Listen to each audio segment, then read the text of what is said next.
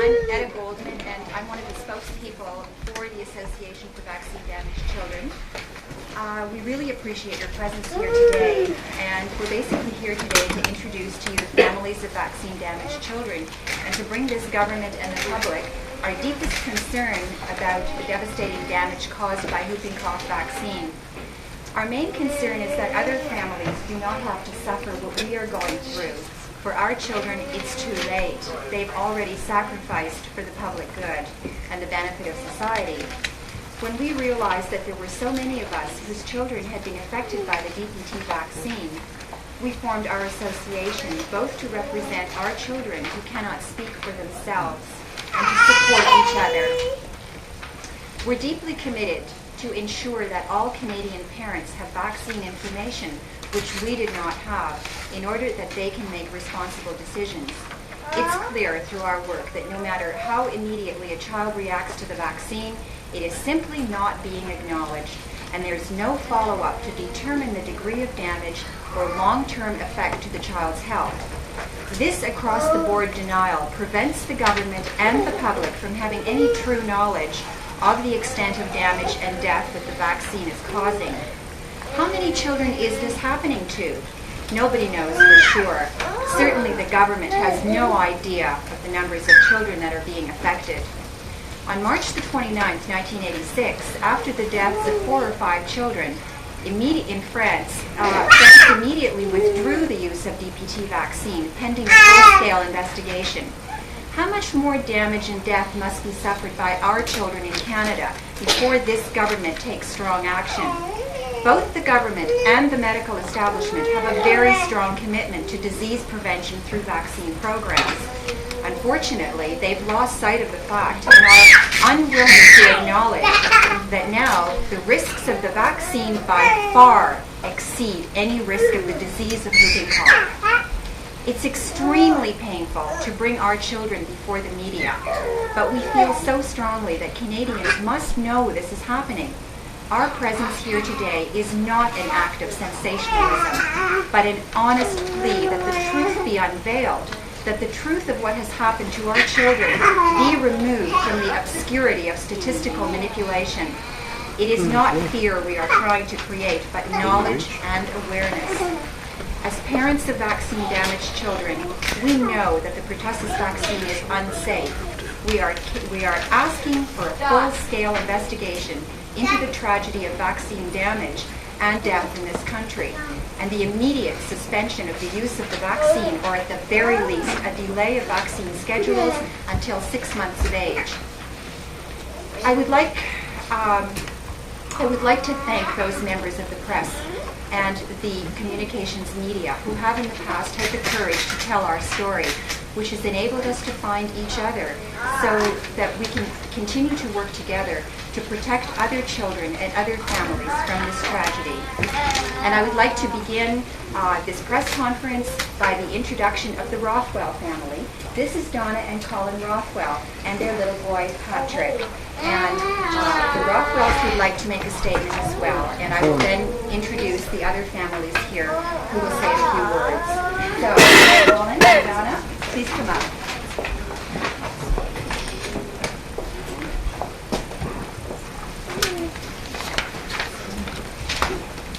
Well, obviously I'm here with my wife, Donna, daughter, Whitney, and my son, Patrick. Patrick is a statistic. He didn't choose it that way. When he initially incurred his problems, we thought we were the only ones. We thought Patrick was 1 in a million. Shortly afterwards, we received a little bit of publicity, and we were totally shocked at the number of people who phoned and wrote and had similar problems. Consequently, we're delighted to belong to an association, so we feel that we're not alone anymore. But coming here today has been hard. It's been difficult for us, but if in any way it can bring some sanity to this situation so that no other family has to go through the grief that we have gone through.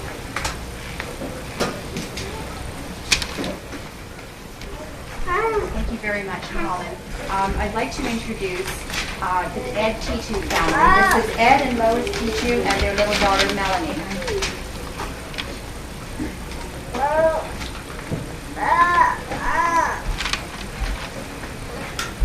I just hope you bear with me because I'm nervous as can be. I'm not used to this. Lois and I are from a little town called Stratton. It's in northwestern Ontario. It's near the Manitoba border. Melanie, she was born on St. Patrick's Day, March 17th, 1976. It was a normal delivery. The 6-week checkup, it was normal according to the doctor's records. Two different doctors. One of them called her a normal, healthy baby at 6 weeks. On June the 22nd, 1976, she received the first DPT shot. And 2 days after, she became very fussy and started screaming. She screamed for 3 days unless she went past it sleeping. We took her back to the same doctor, and the guy called it teething, prescribed Atarax. We now find out that Atarax is an antihistamine. What that has to do with teething, I don't know. The same guy, he's now the public health doctor in Melville, doing the same thing to other kids, I guess. I don't know how he got that position.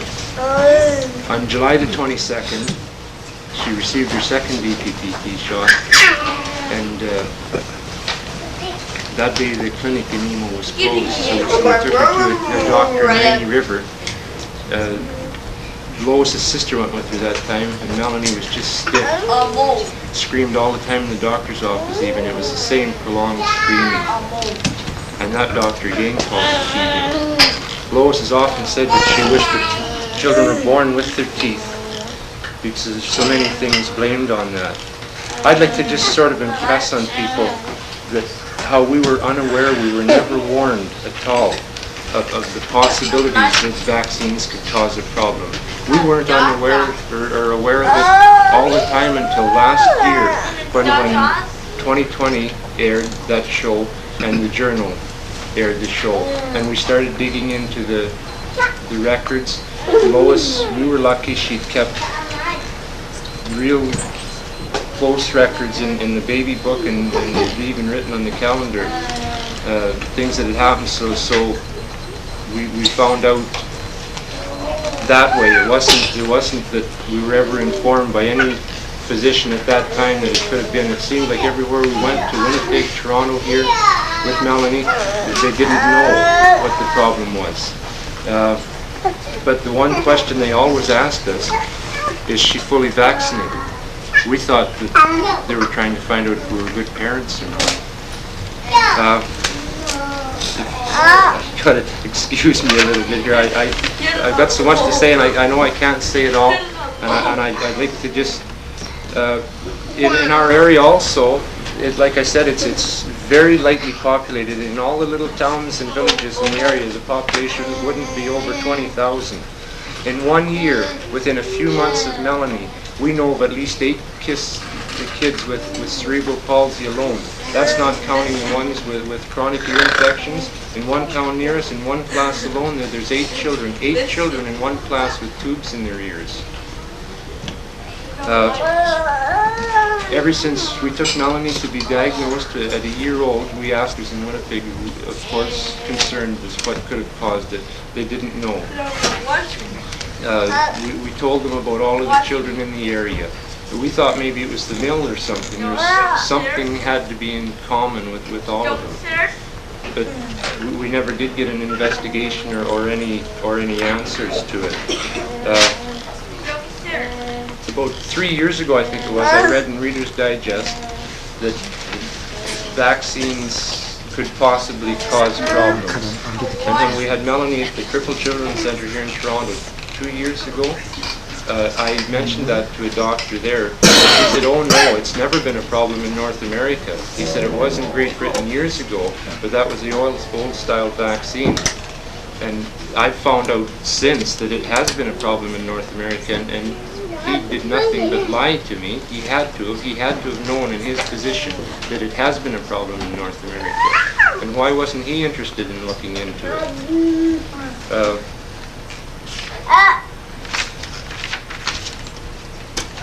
one of the other girls, Trudy, from home, she's just a few months older than Melanie, and we've been able to convince her parents to go and get the records from their doctor.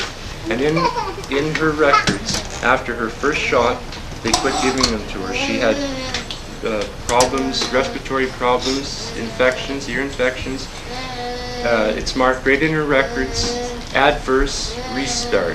After the first shot, they started them over again. They gave her more needles than she was even supposed to have had. And then she was also, Trudy was also given 2 preschool shots, and a normal healthy child is only given 1. Now, Melanie, we found out in December that she's been staying at the center in Thunder Bay, getting therapy and going to school. And we found out last December that she also received 2 preschool shots. Now what I'm trying to say is these children, these 2 children that I know of, that we have some records for, shouldn't have had 1 shot after they reacted the first time. They shouldn't have had any. They were not only kept pumping them into them, but they gave them more than any normal healthy child would get. And I have records to prove that if anybody wants to see them after. The package insert CPS book, doctors go back. It states that a child with neurological disorders or a history of seizures, there is no more needles given. They were. I've met with our local MP, John Perry, Jack Pierce, our MPP. He told me yesterday that he would have liked to have been here. He's busy traveling in the area.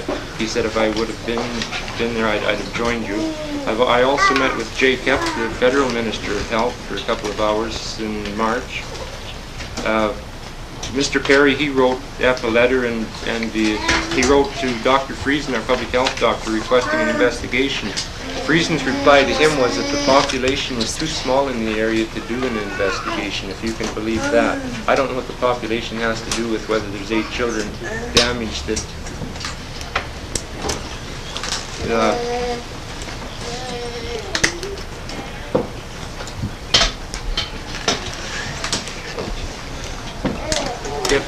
If anybody wants to go over any of this with me after, I have a briefcase. I believe that there's a lot of dishonesty going on.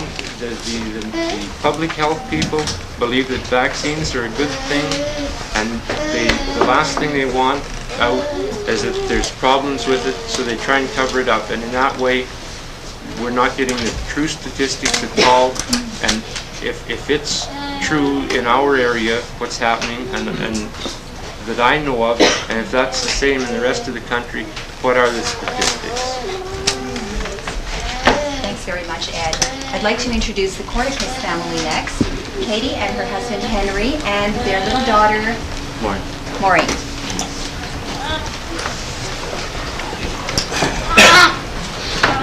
We have 3 children.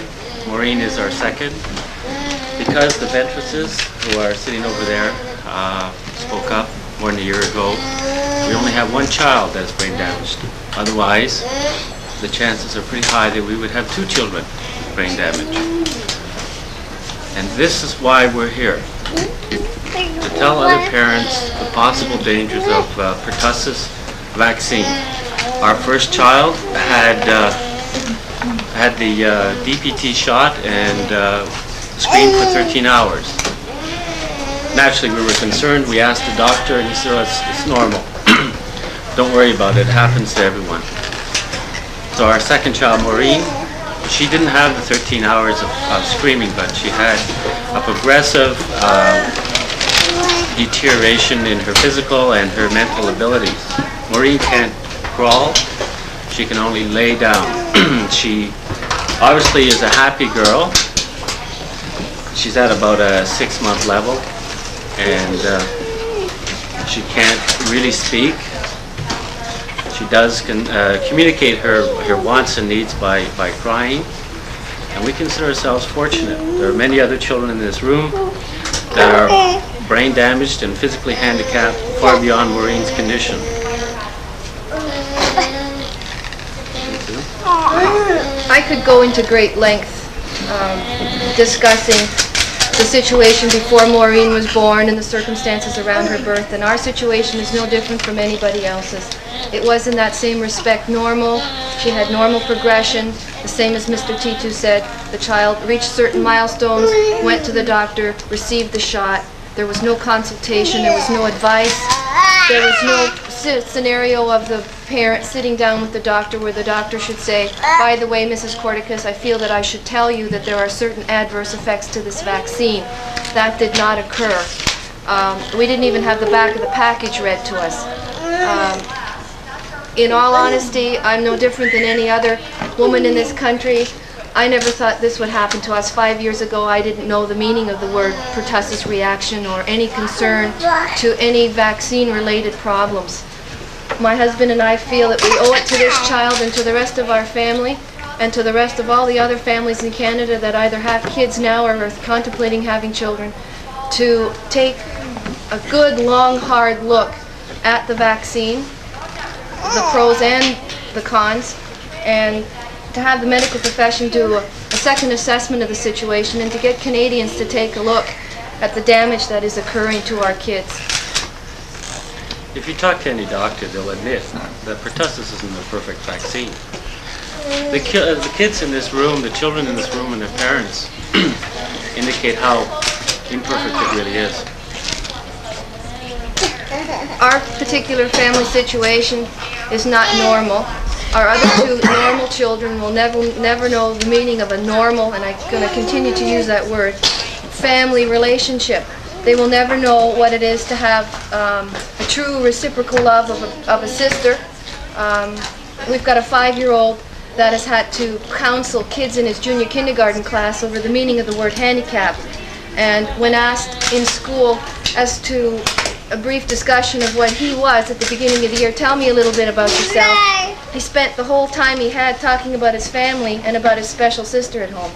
So that should tell you how much of an effect that a situation like this has on normal family life. Maureen has to come first all the time. Her wants and needs have to be addressed first. She can't do anything for herself. She can't feed herself. She can't even sit up. We have to have pillows around her because she falls over. And the kids have learned, the other two children have learned how to help us take care of her. One is barely 2, the other one just turned 5. That's unfair. It's unfair to them, and it's definitely unfair to her. She has been denied the right of living out life normally. The Association for Vaccine Damaged Children isn't really looking for new members. We hope by talking to you today that we can maybe stop having new members. We have enough problems. Thank you.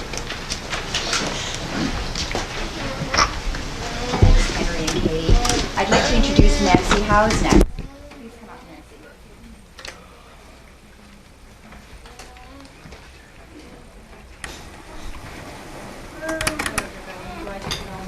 My name is Nancy Howes. My husband unfortunately could not be here today. And this is our 5-year-old daughter, Christine. She's had all but her preschool inoculation, and we thank the good Lord that she's normal and healthy. And this is our 18-month-old daughter, Patricia. Patricia was born on the 12th of October 1984, received her first inoculation on the 6th of December 1984, and within a month's time was hospitalized in the Sick Children's Hospital for 5 weeks. We were never told about DPT, always mentioned DPT, and we're told no way.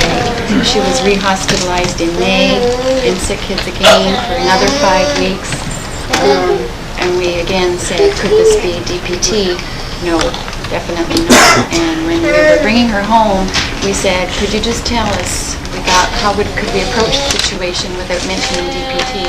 Could you just tell us if this baby was born like this? And they went and got her file and said to us, no, there is absolutely no way this baby was born like this. From the lumbar puncture we took in January, there was an inflammatory process taking place in her spinal fluid, which couldn't have been sitting there for 2 months either. And there is absolutely no doubt in my mind that the DPT shot is the culprit of Patricia's condition now. She's 18 months of age, does not have full head control, does not sit up, is cortically blind, has pretty well uncontrollable seizures, is is on a very stringent diet right now because they told us this is a last-ditch effort for Patricia. There are really no other drugs available for her type of seizure, and it's this or nothing. They don't really hold a whole lot of hope for her. She's at about a on the average 4 to 6 month old level, but there are some things that a 6-week-old baby does better than what Patricia does now.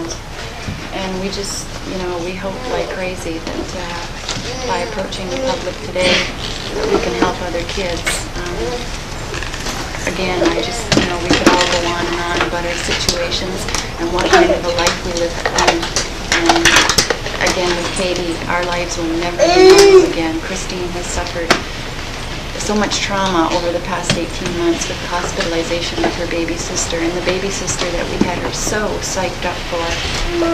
And this is not the baby sister that she wanted. Anyways, thank you very much. Thank you, Nancy. Bill, would you like to come up and say a few words? The thing is, you have to be near the mic, otherwise it doesn't get picked up.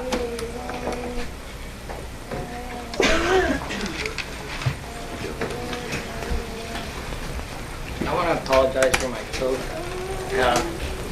Stephen is our first, and we're just like any other normal parent.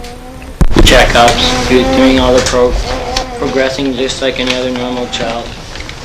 And at exactly 3 months, he went in for his first DPT shot, and he ran somewhat of a high temperature. We give him temper like the doctor told us.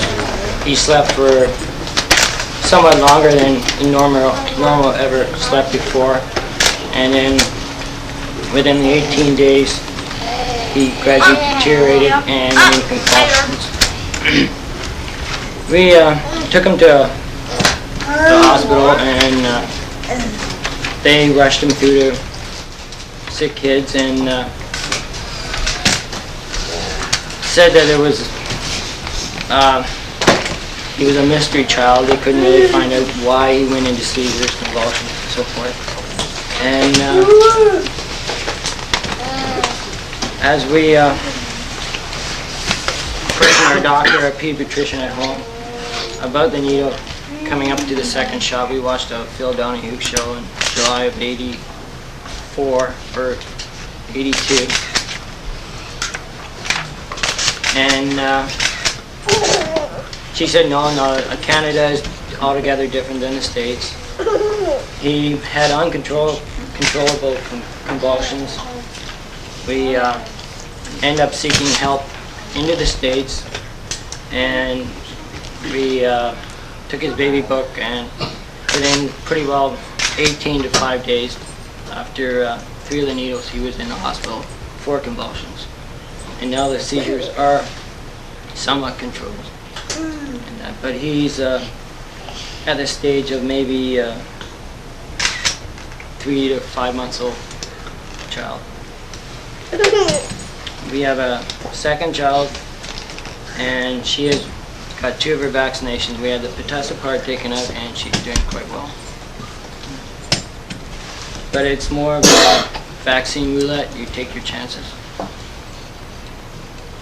And I originally went on the journal just to let other parents know what could happen. And that's it. Could I just ask someone a question here? You all seem to be saying that when you went to doctors, no one ever said that that was the problem. Did anybody ever diagnose that that was the problem, or are you just getting from your own research and your own questions? We now have an exemption form filled out by our family physician. Melanie does not have any more needles, and the reasons for it is because she has epilepsy, seizure disorder, and a prior severe reaction to the vaccine. You say that no doctors have ever told you, well, we made a mistake before, and yes, that is, no one's ever sort of said vaccine. In our case, we were given a diagnosis as possible post-pertussis. I'm sorry, possible? Encephalopathy. We were given post-pertussis encephalopathy. So that was only in one case. We were told when Patricia was rushed into sick kids, I phoned the doctor that delivered her, he did not administer the needle, but the nurse did. And this doctor said to me, I want you to know one thing as her mother, just in case I'm not around for her next inoculation. I've never heard of this before. And I said, what is that? And he said, just in case I'm not around for her next inoculation, Patricia cannot have any more pertussis. And I said, oh, why? Because pertussis is known to cause seizures. This is Nancy. Maureen was diagnosed Excuse me, off the record. could you speak at the mic because we can't pick up your sound at all? Okay. Good old thanks, Sheila. Maureen's condition was diagnosed off the record as possibly being caused by pertussis in Canada and in the States. Probable cause was pertussis vaccine damage. Did you say off the record? Off the record. What do you mean off the record? Nobody would ever put it in. But he admitted, the doctor admitted to you. Yes, there was a neurologist that admitted that Maureen was born, you might say, perfect in the sense that a child is given a test, Apgar test, I think they call it, a couple of seconds after birth and then about 10 minutes later, and she scored a 10 and a 10. 1 minute and 5 minutes after birth. And Maureen scored a 10 and a 10 on that Apgar test. The pediatrician that delivered Maureen believed she was perfectly normal and was quite surprised when we informed him of her problems. Can I just interject for a minute? This is a really difficult area, this business of diagnosing.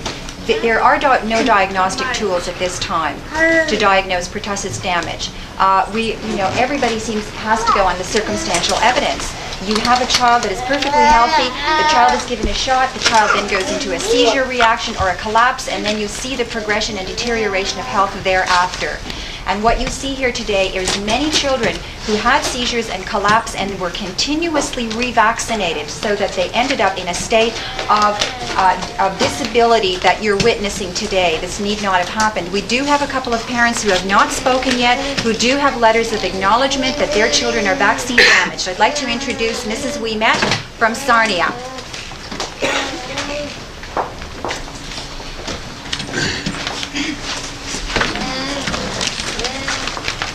My name is Sylvia Ouimet. I'm from Sarnia. I do not have my child with me today. My child's name is Sherry.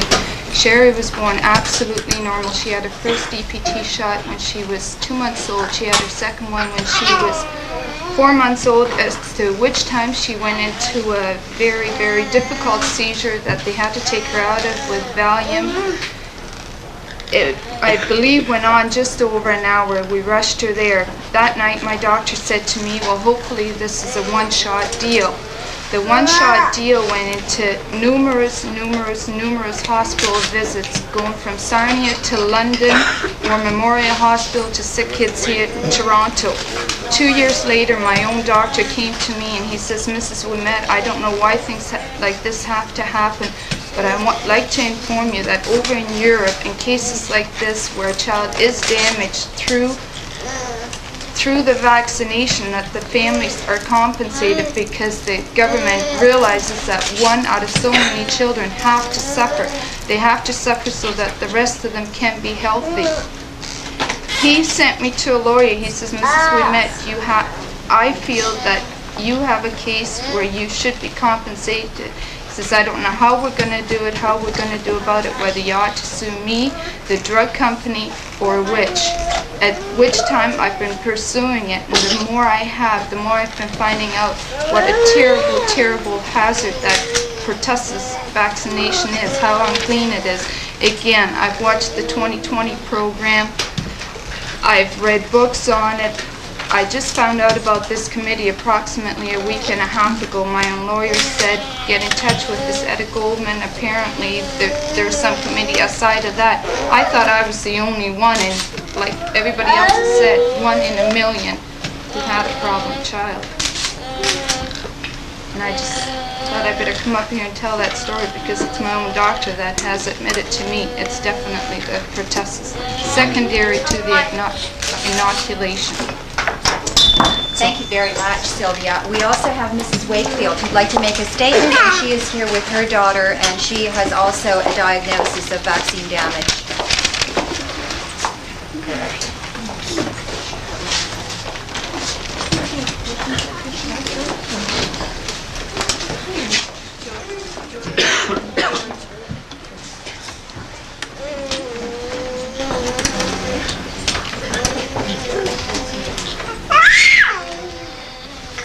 My name's Kathy Wakefield. This is my daughter, Jody.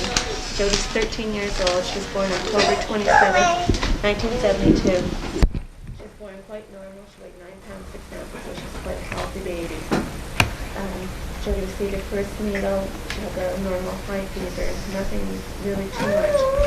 Her second DPT shot, when she had that, within 5 hours, she went into convulsions, which lasted over an hour and a half. We rushed her to the hospital, and they gave her Valium to bring her out of these seizures. At the time, the doctor said that it was probably just a normal reaction, to high fever, and I think they called it febrile convulsion at the time. So things went on. She had her next DPT shot, which the doctor said she had to have. It was more important than not having it at all. At this time, she really went into seizures bad. She was hospitalized at Hospital General Hospital, and they ran tests on her. They found that she had a type of encephalitis to the brain. This was not revealed to us at the time. It was just, again, there were convulsions that she'd outgrown when she got older. As she got older, she seizures more and more. Her convulsions are very uncontrollable. We moved to Peterborough, Ontario, when she was 2.5 years old. At this time, she had all of her immunizations from Toronto, and each time she had seizures. When we moved to Peterborough, our doctor revealed to us exactly what was at the base of her problems with the pertussis in the needle. She got a brother and a sister, and neither one of them have had the pertussis in their needles. They've had the diphtheria and tetanus, but not the pertussis, because this is what is at the base of her problem. She's still on all kinds of medications for her seizures, but she's just out of control. She seizures every night. She has at least 5 to 15 brain nails a night, where she's right unconscious and seizure. She does attend school when she can. She spends at least 1 week out of every month in the hospital because her seizures are so bad. She gets a status, which is like a seizure, and just keeps on going and going and going. And she has to go into an intravenous, and she says she has it. Our doctor's filing right now. They're trying very hard to get them under control, but it just doesn't seem possible. We put up this for 13 years. Her life is really in shambles. And our two children are suffering very badly over that time. Hopefully something can be done so that the parents don't have to go through this with their children. Thank you very much. We have 2 parents here today whose children died subsequent to severe reactions after the vaccinations. I'd like to introduce Marie Cowison and Kobe Bowl. Would you please come up, the 2 of you? Thank you. I'd also like to mention that we have about 50 families across Canada now who have heard about our association and who have been in contact with us, and we do consider them to be members. And many of those families are families who had children who died after vaccine reactions.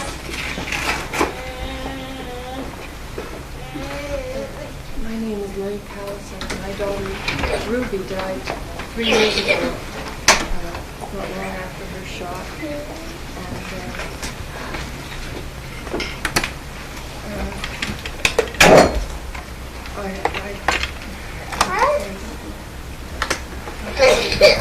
I feel discouraged when I warn other parents about the shot, and they just go ahead and have their children immunized and don't take any heed to the warning, because I know that it is a very dangerous toxin to introduce into a small child's body. And Ruby was my only daughter.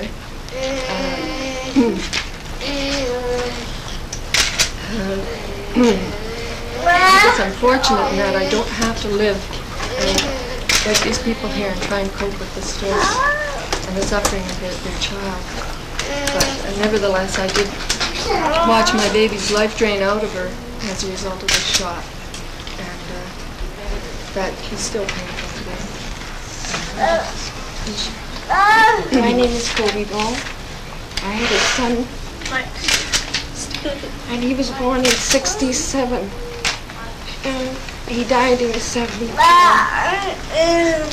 When Michael was 4 months old, he received his shot. 4 hours after that, he started convulsing really bad.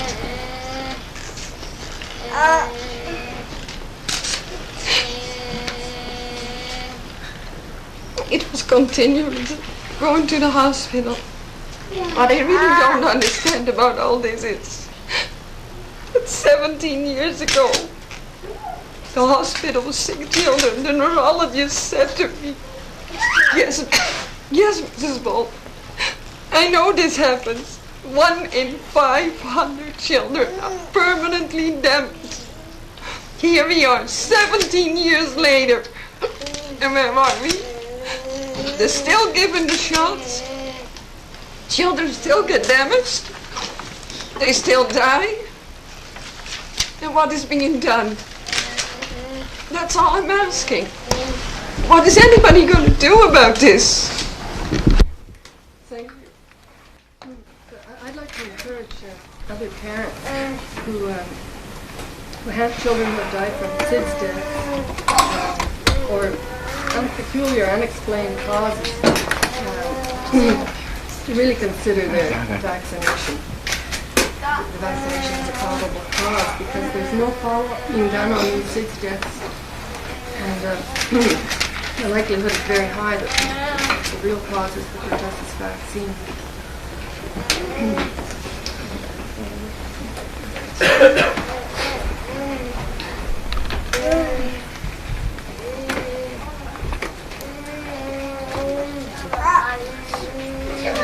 One more family to introduce to you. This is Patricia Britt. Patricia's situation was written up in last Thursday's Toronto Star. Some of you might have seen it. And this is her daughter, Jay.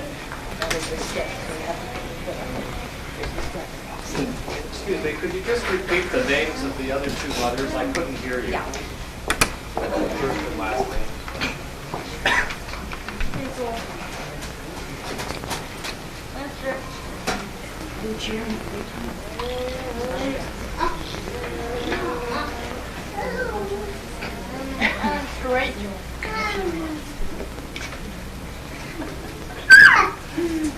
Should I go ahead? Thank you all for being here. I am Patricia Britt and this is my daughter Jay. If I was to say any more, it would be just what everyone else has said today.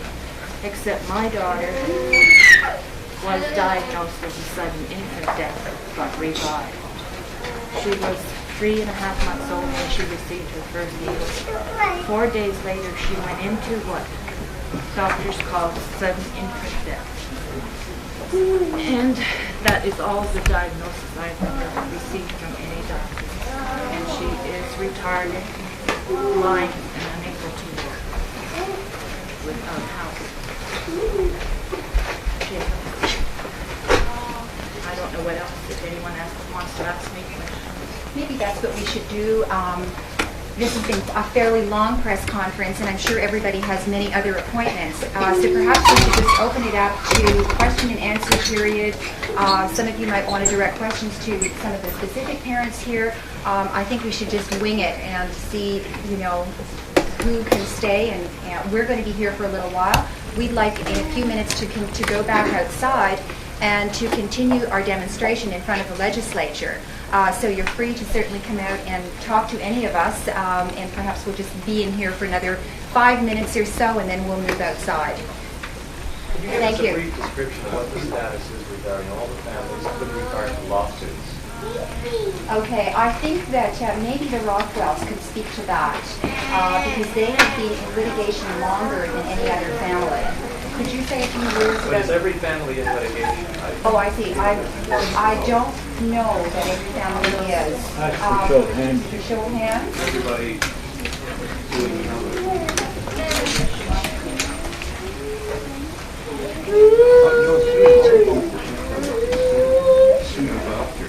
The doctor, he's down to the nurse's responsible. It's all going down to the little guy, and what has to be understood is the system. It's the system that's coming from here. Mr. F, he told me that it's a provincial matter. You know, if the Minister of Health doesn't want to look into it, maybe the Attorney General's office should look into it. I went and got myself a book. The definition of criminal negligence is section 201. Everyone is criminally negligent who in doing anything or B, in omitting to do anything that it is his duty to do, shows wanton or reckless disregard to the life or safety of other persons. And I believe that there's lots and lots of grounds for criminal negligence charges from made. Maybe that's what should be done, and it can stop those things. Can I just get it straight then? You all have lawsuits before the courts right now? No, not all. Just wanted to have it. Well, who did? I thought everyone did. Sorry. Kobe Bowl. Kobe Bowles doesn't, Bernie Collins doesn't. We could all call out. All of you up here do. And Sylvia, we met over here as well. Yes. Can get her.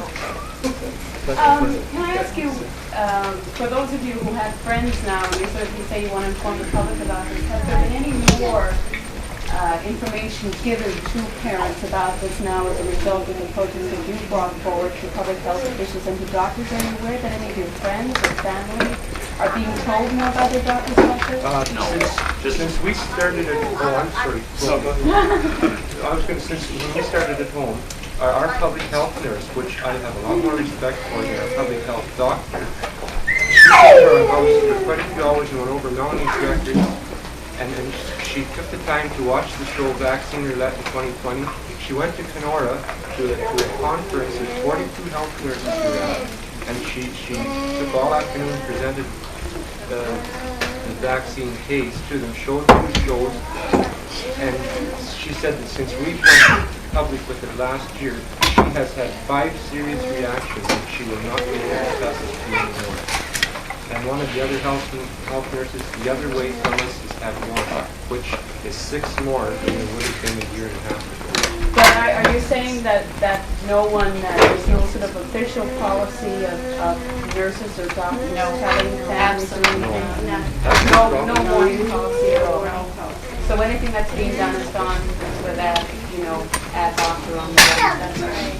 And that's what our association is calling for, is legislation. As a matter of fact, Ed P2 has done a tremendous amount of work in his area up in Stratton, and through his Member of Parliament, Mr. Pierce, has introduced a private member's bill asking for mandatory reporting of adverse reactions.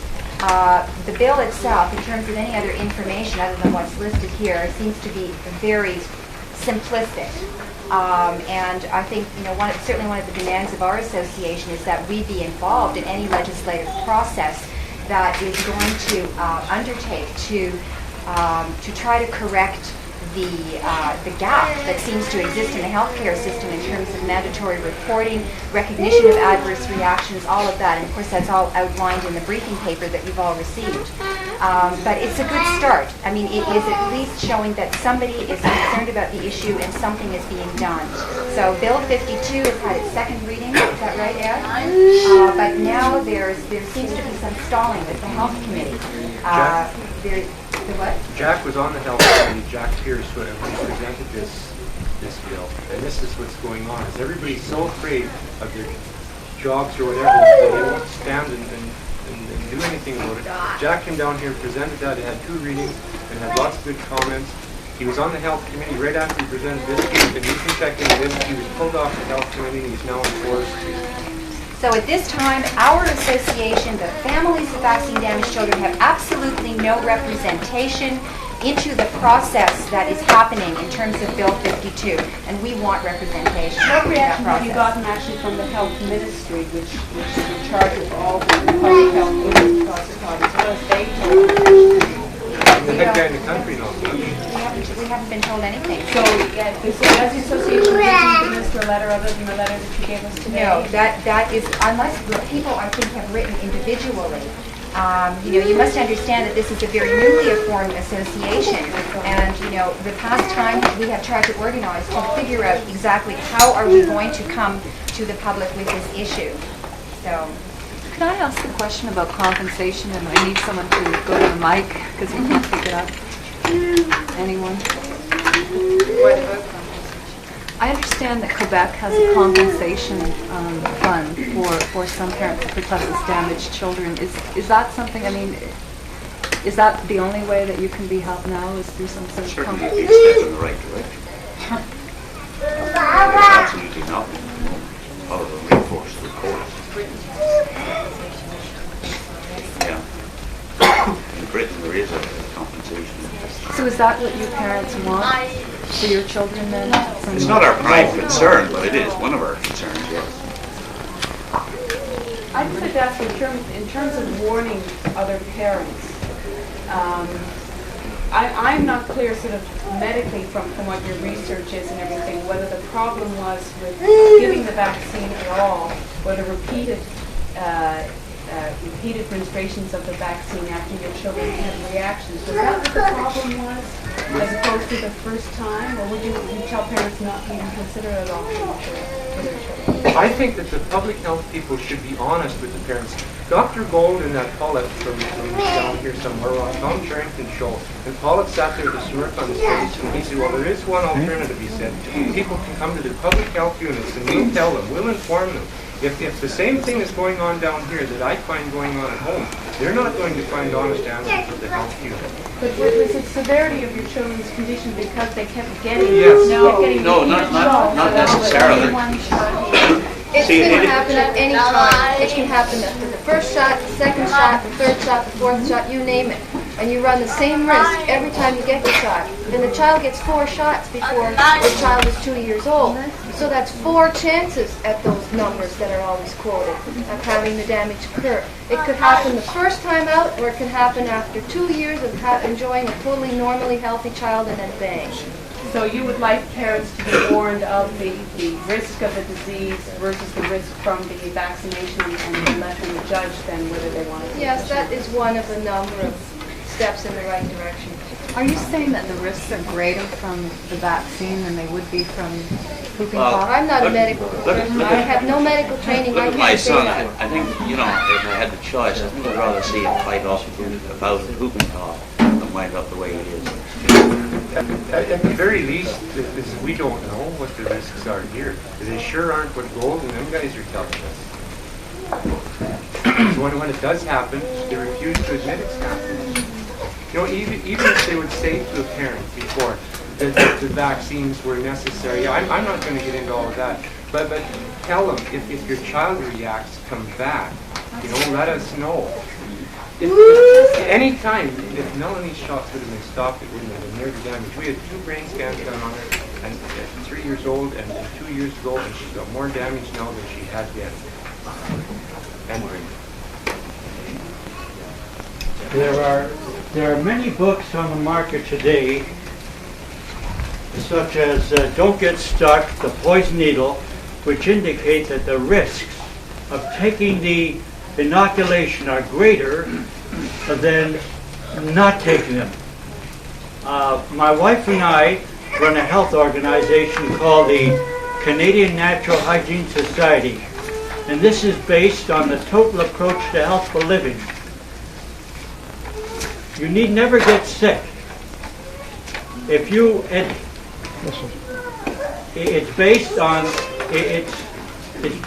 a proven science that if you adhere to proper eating habits, getting enough rest, getting enough of the outdoor, watching your food combinations, avoiding certain harmful foods, that you need never have to get and take an inoculation. Joe, I really appreciate you coming to support the group today, but I think that the press has other questions that they want to direct to the parents themselves. All right. Thank you very much for your support. Thank you. Is it the pertussis vaccine in particular that you object to, or the diphtheria, polio, and tetanus? Because everybody refers to the DPT, but the DPT does not include the pertussis. The normal everyday version of the vaccine that the doctor keeps in his fridge is DPT. And when you TB, take, pertussis. right, DPTP. Yes. yeah, exactly. But it's the P portion of it that does the damage. The P is P. No, first DPT polio is the shot. That's how it's Right, referred. okay. It's pertussis, it's whooping cough that causes the damage. But and you can get ask, that. oh yes, because number of children have since been vaccinated without the pertussis portion in the vaccine. But it takes a greater amount of effort on the medical practitioner's part to stock the version of the vaccine without the P in it. Because the common everyday version that everybody gets is the version with the P in it. But you can ask the doctor to say, look, I'd like to have my child vaccinated, but I don't want the pertussis in the vaccine. It sometimes takes a bit of time because he has to make the effort to get it. Some doctors keep it. Do you know what the difference in the cost is? What does it matter? I'm sure it's pennies. I'm sure it's nominal. What does it matter? I would gladly have paid 100,000 times the difference. And even though you've been inoculated against pertussis, against whooping cough, that does I not don't think stop cost you from should be getting a factor here at all. What is the cost? Have the other elements of the shot, excuse me, have the other elements of the shot proven to cause damage as well, or is it just the P part? Pertussis is the one that's drawn the most publicity. But have the other elements of the shot been known to On rare cause damage? occasions, On rare occasions, but yes. We also have a mother in our group. We do have a member. Other needles, and her daughter took reaction to the MMR. Okay, so it's not as though the other ones are 100% No, fail-safe. absolutely not, but it's the pertussis That's that's the deadly. most damaging. Yeah, yeah. In fact, I think it's safe to say that there's a greater risk of damage from the vaccine than there is from the disease. And there's several books out, documentary out, that support that viewpoint. Do any of you have any doctors, you mentioned your doctor said off the record that this is what caused your child's problems. Do any of you have doctors at your trials who will testify that unequivocally this? I think our doctor would. He told me that I met him in the hallway in Boston when they gave me the piece of the shot back to me, which you're right, Ed. And I looked at him and said, he said, I believe you're right, but I can't say it in public. So none of you have doctors? We do. Dr. We have Mendelsohn would stand by. We have a written diagnosis. That says. Pertussis was the cause of some problem. Unfortunately, this thing is subject to litigation at the moment, so I can't really. I'd like to encourage anybody in the media who's interested in this issue to get this book. It's out in paperback now. DPT is shot in the dark. It's a very well-researched document that analyzes all of the political, economic, medical implications that are involved in this issue. This is a very, very large issue. And we are several years behind the rest of the world in bringing this to public attention here. Please get this book. It's really, really worthwhile. Very well researched. What response have you had from the provincial minister into your concerns? Have you met with the minister today? Are you planning to meet? We don't even know if he came. We invited him to this press conference. We don't know if they're asking a representative from his office here or not. But what contacts have you had with government, period, provincial or federal? Have you made overtures? Have you had responses? No, you have to understand our association formed this January, and we have been planning and trying to think of ways that we can communicate our concern. And we feel that the best way to communicate our concern is to go directly to the public with this issue, and then from there we will begin to follow through with the ministries of health. We had one communication with a member of the National Advisory Committee on Immunizations last November, because we understood that they were meeting in Ottawa to begin to discuss compensation programs We wanted very much to have input and representation to that committee. We were told that the hearings and the committee meetings are private, that we would not be permitted to come to any of those meetings, and that our only recourse was to make our concerns known to the Ministry of Health, which we are in the process of doing now. Provincial Ministry of Health? Both, provincial and federal. In the meantime, Mr. Titu has met with the Federal Minister of Health, Jake F., and has discussed this matter with him, our concerns, and has represented all of the views of our group to Jake F. What is your strategy for your immediate future? Well, that's a good question. I think we've outlined our basic, what our goals are, and I really don't know. Does anybody have an answer to that? I am one of the spokespeople of this group. I think our official goal is to stop vaccine damage. The best way to do it is to get this situation out to the public. That's why we're here today. I'm not really talking about compensations or other issues. We're talking about getting this problem out to the public. That is our official goal. That's on our letterhead. That's why we're all here. We don't want new members. We want to stop vaccine damage. That's why we're here today. That's why we're here talking to you today. Can I just make a point? The pertussis vaccine is not a compulsory vaccine, and I don't know if there's some confusion. So why is it continuously? It's a package deal. But you can get it separately. But doctors don't tell you that, and people are very ignorant about the situation. And I had one mother phone me, I'm the contact for this group, and I had one mother phone me about 10 days ago and asked her doctor, I want this needle, but I want it without the pertussis. And he said, there's no such thing. So there you go. And this is what we're up against. And this gentleman saying about, what's our plan of attack? Well, the preparation that's gone in to getting all our children here today has just been incredible.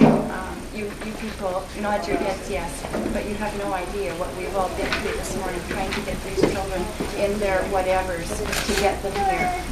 Our lives are just incredible, and I think the fact that we've gone to this extreme to do this, just to present it to people and say, hey, somebody's got to sit up and take notice of what the hell's going on to these poor little kitties. That should be enough. And I think now, maybe we can just kind of sit back a bit and hope like how we get good response.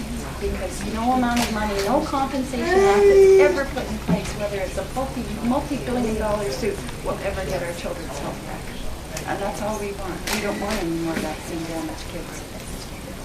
And that's about the height of my point. And thank you. Doctors aren't getting the information out. No. I have nurses that have called me and said, I have given that shot for the last 10 years and no one ever told me that this kind of reaction could happen.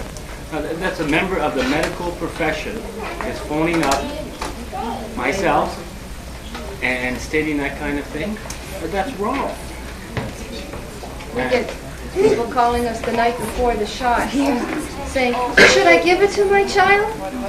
The thing, I can't make up that person's mind. Out of a few recent articles, thank goodness, in the newspaper, people have taken heed of the problem that could possibly happen, and they're phoning and they're looking for advice.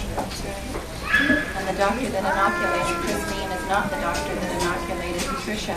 And he said to me when all this first happened in January of '85, he said, I inoculated Christine, yes, you're right, she is okay.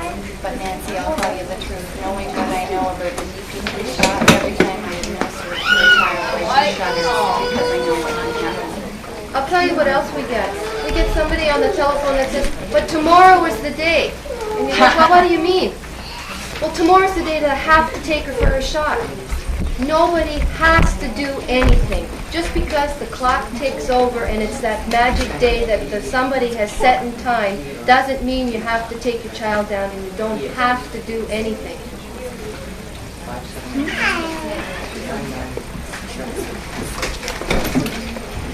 I'd like to thank you all for attending.